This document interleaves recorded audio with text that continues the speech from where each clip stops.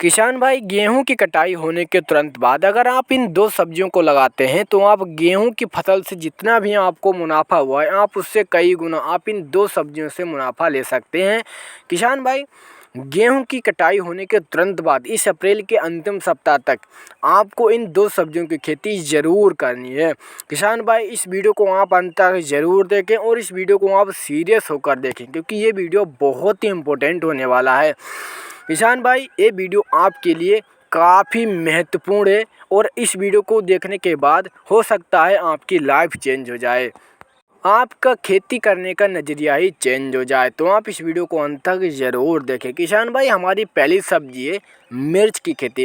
किसान भाई, गेहूं की कटाई होने के तुरंत बाद आप हरी मिर्च की खेती ज़रूर करें क्योंकि इस समय जो मिर्च का भाव चल रहा है वो 60 से 80 रुपये किलो चल रहा है और कहीं कहीं तो मिर्च का भाव 100 रुपये से भी ज़्यादा है। तो यदि आप इस अप्रैल महीने में मिर्च की खेती करते हैं तो आने वाले समय में, जो कि आने वाला समय शादियों का सीज़न है, जिसकी वजह से मिर्च की डिमांड होने के कारण बहुत ही अच्छा मुनाफा आपको हो सकता है, मंडी भाव आपको अच्छे मिल सकते हैं। इस वीडियो में हम मिर्च की खेती की A to Z कंप्लीट जानकारी जानें कि आपको मिर्च की खेती इस अप्रैल महीने में किस तरह से करनी है, कौन सी वैरायटी लेनी है, पौधे से पौधे की दूरी, लाइन से लाइन की दूरी, सिंचाई किस तरह से करनी है, खाद प्रबंधन, यानी कि संपूर्ण जानकारी इस वीडियो में मिलने वाली है।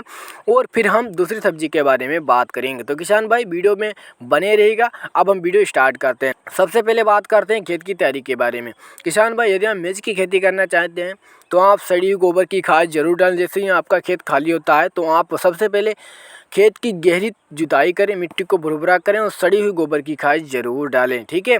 और खेत में थोड़ी मात्रा में नमी होनी चाहिए। जुताई करते समय आप कुछ रासायनिक खादों का भी इस्तेमाल कर सकते हैं। SSP खाद आप 75 किलो ले सकते हैं एकड़ के हिसाब से, मैं आपको बता रहा हूँ। MOP आप 60% खाद लगभग 40 किलो आप प्रति एकड़ के हिसाब से ले सकते हैं। आपको इन रासायनिक खादों को जुताई करते समय आपको खेत में डाल देना है, या फिर आप जब पौधों का ट्रांसप्लांट करें तो आप पौधे की जड़ पर भी इन खादों को थोड़ी थोड़ी मात्रा में भी रख सकते हैं। हो सके तो आप जुताई करते समय इन खादों को छिड़काव इससे पूरे खेत में छिड़क दें कि हम वैरायटी कौन सी लगाएं। किसान भाई, अगर आपकी नर्सरी तैयार नहीं है तो आप इस अप्रैल महीने में नर्सरी तैयार कर लीजिए और अप्रैल के अंतिम सप्ताह तक पौधों का ट्रांसप्लांट खेत में कर सकते हैं क्योंकि मिर्च की नर्सरी 30 से 32 दिन में पूरी तरह से तैयार हो जाएगी।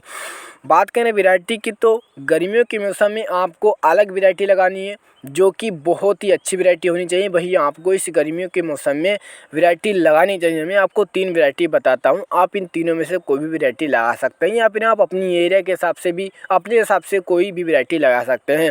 लेकिन मैं जो आपको 3 वैरायटी बताने वाला हूँ, ये वैरायटी गर्मियों के मौसम में अगर आप लगाते हैं तो आपको अच्छा उत्पादन मिलेगा। अन्यथा अगर आप कोई और वैरायटी लगाते हैं तो वो इस गर्म वातावरण को नहीं झेल पाएंगी, आप मिर्च की फसल से उत्पादन अच्छा नहीं ले पाएंगे। तो पहली वैरायटी है माइको की नपतेज और ईगल आप ले सकते हैं, या फिर आप बीनार की उन्नति वैरायटी ले सकते हैं। ये तीनों वैरायटी काफ़ी अच्छी वैरायटी है, या फिर आप अपने हिसाब से भी कोई वैरायटी ले सकते हैं। बात करें कि आपको मिर्च की खेती आखिर किस तरह से करनी है, तो मिर्च की खेती आपको मेड बेस से करनी है, जैसे कि आप इस वीडियो में देख सकते हैं।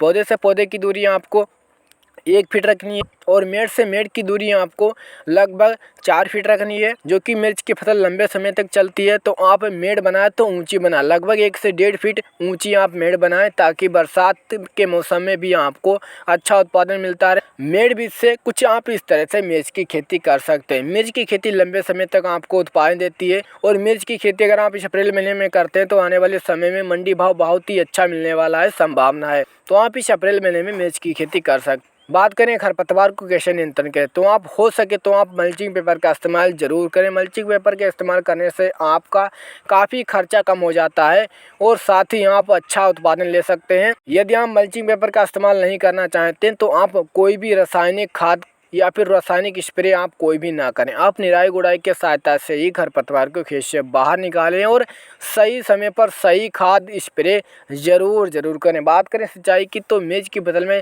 अधिक सिंचाई की आवश्यकता नहीं होती है और आप इस गर्मियों के मौसम में मिर्च की खेती करेंगे तो आप खेत में हल्की नमी बनाए रखें। जब तक मिर्च की फसल चले तब तक आपको नमी हल्की बनाए रखना है और आप सिंचाई हल्की करें। किसान भाई, ये तो हो गई मिर्च की खेती के बारे में जानकारी। अगर आप मिर्च की खेती के बारे में आपको कुछ भी पूछना है तो आप इस कमेंट में पूछ सकते हैं। दूसरी सब्जी किसान भाई हमारी है जो कि है हरी धनिया की खेती।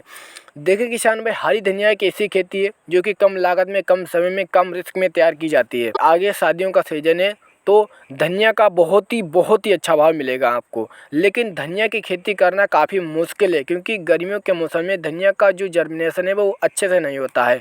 तो आप धनिया की जो भी आप वैरायटी ले वो अच्छी किस्म की होनी चाहिए, हाइब्रिड होनी चाहिए। और जब आप धनिया की बीज की बुवाई खेत में करें तो खेत में नमी ज़रूर होनी चाहिए और सड़ी हुई गोबर की खाद आपको ज़रूर डालनी है और मिट्टी को बिल्कुल भुरभुरा आपको कर देना है, तब आप धनिया की बीज की बुवाई करें। किसान भाई इस वीडियो में इतना ही। अगर इस वीडियो से रिलेटेड आपकी कोई भी राय है, कुछ भी आपको पूछना है या फिर कुछ भी आपको इसमें गलत लगा है तो आप कमेंट में पूछ सकते हैं।